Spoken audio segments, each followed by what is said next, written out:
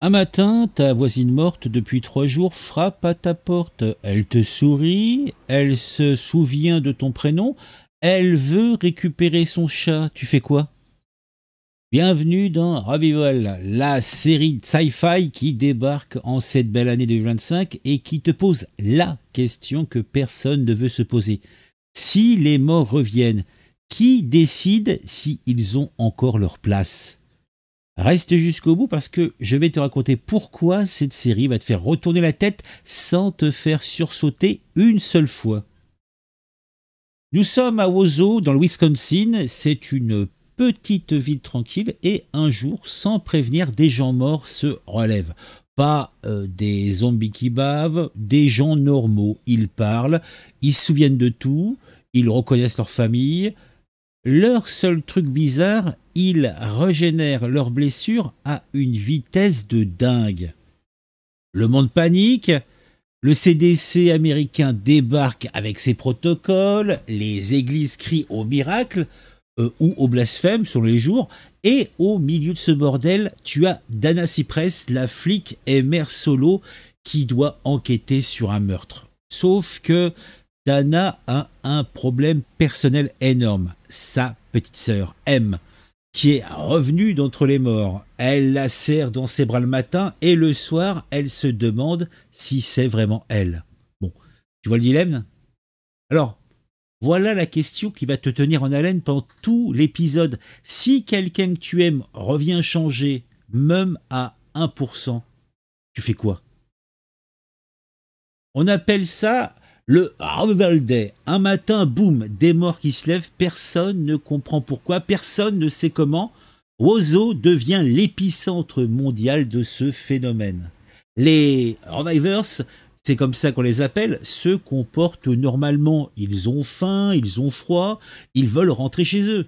Sauf qu'une famille qui a fait son deuil, qui a divisé l'héritage, qui a tourné la page, elle fait quoi quand mamie sonne à la porte?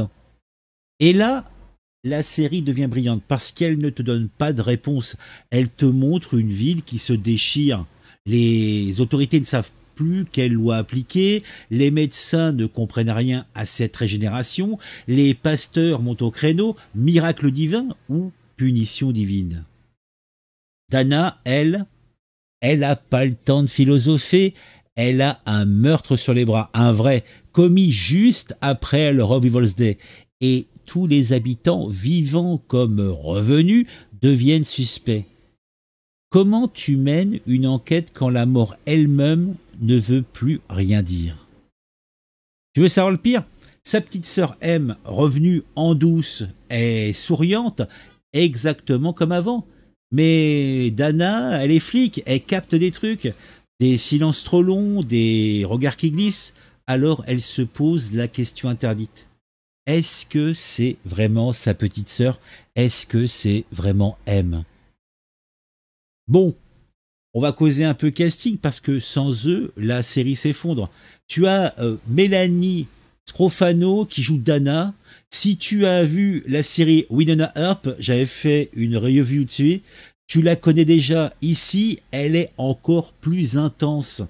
Allez, flic, mère, sœur, tout à la fois, elle tient la baraque pendant que tout s'écroule autour. Et tu sens qu'elle va craquer, mais tu ne sais pas quand. Romy Wetman incarne M, la petite sœur revenue. Elle est troublante, douce, mais avec quelque chose de décalé. Un sourire qui dure une demi-seconde de trop, un geste de la main qui hésite. Tu passes ton temps à te demander si elle cache pas quelque chose. David Jem Elliott, c'est le shérif, le père de Dana et M.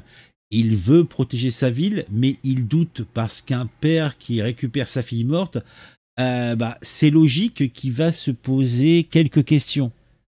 Tu as Stephen Hogg. Lui, il joue Blainabel, le prédicateur qui hurle que les revenus sont une abomination. Il attise la paranoïa dans la communauté, il monte les gens les uns contre les autres.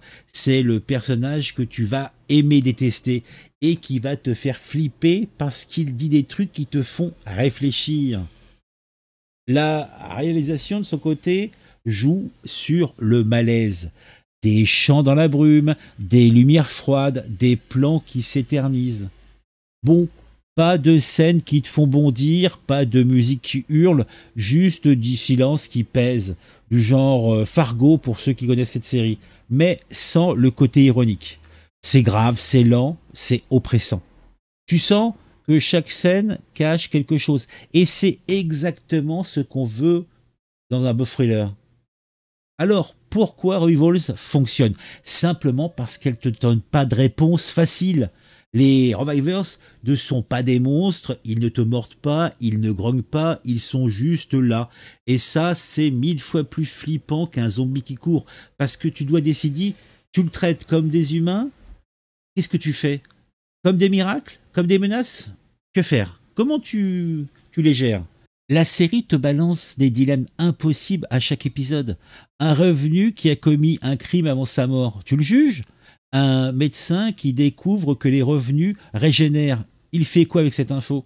Une famille qui veut tourner la page, elle a le droit de rejeter quelqu'un qui est techniquement vivant? C'est ça qui rend Revivals brillant. Elle parle de justice, de foi, de famille, de deuil, sans jamais te dire quoi penser. Maintenant, il y a des limites. Oui. Si l'enquête n'avance pas assez vite, la série peut s'étirer. Le risque, c'est de tomber dans le monstre de la semaine, où chaque épisode amène un nouveau dilemme moral. Mais l'arc principal stagne, et là, tu décroches. La série doit tenir sa promesse philosophique, parce que si elle devient juste un polar rural avec des revenus en décor, elle perd son intérêt. Bon, je ne vais pas vous spoiler, mais sachez que moi j'en suis à l'épisode 7 ou 8, et ça commence à démarrer vraiment au quart de tour. Ça va pas devenir plan-plan comme on peut l'imaginer, n'ayez pas peur. Mais j'ai quand même une question pour toi. Tu ferais, toi, confiance à quelqu'un revenu d'entre les morts?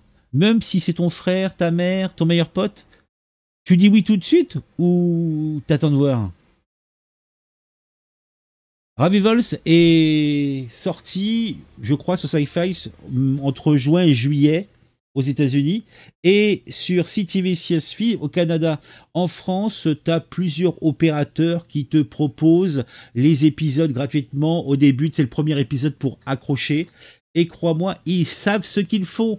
Je crois que tu peux prendre Sci-Fi si tu ne l'as pas également sur Prime, je crois, Prime Video. Bon, en fin de compte, il est dans pas mal de bouquets, donc si tu l'as, jette-toi sur cette série, elle est vraiment cool. L'épisode pilote te plante direct dans le malaise, donc je pense que tu vas être prêt à la gorge et tu auras envie de voir la suite. Revivals réussit son pari, c'est un thriller surnaturel qui remet l'humain au centre de l'horreur. Pas de monstres qui bavent, ou alors pas trop, juste des choix impossibles et des familles qui se déchirent. Eh oui, tu regardes pour Mélanie Scrofano qui porte tout sur ses épaules, tu regardes pour les relations entre Dana et M, les deux sœurs, tout ça est tendu comme un fil prêt à craquer ou comme un string trop serré, pour ce malaise qui monte épisode après épisode sans jamais exploser. Et surtout, tu regarderas Revivals parce que la série pose la question que personne ne veut poser. Si quelqu'un que tu aimes revient, mais différent, tu fais quoi? Question pour toi là. Maintenant, tu rendrais un revenu à sa famille ou tu protèges la ville d'abord? Tu fais confiance à l'amour ou à la prudence? Tu peux venir en débattre en commentaire sous la vidéo. Je t'invite à balancer tes théories, tes hot takes, tes certitudes. Je lis tout et je te le dis clairement, les meilleurs punchlines, je te les piquerai et je les réutiliserai dans une nouvelle vidéo. Ah, toi, mais je suis comme ça, cache. Parce qu'au final, Awaso, bon, le vrai monstre, c'est la question elle-même. Qui décide qui mérite une deuxième chance? Bon, dans un prochain épisode, on pourra bien décortiquer quelques épisodes quand on sera à peu près en fin de série. Ça pourrait être intéressant.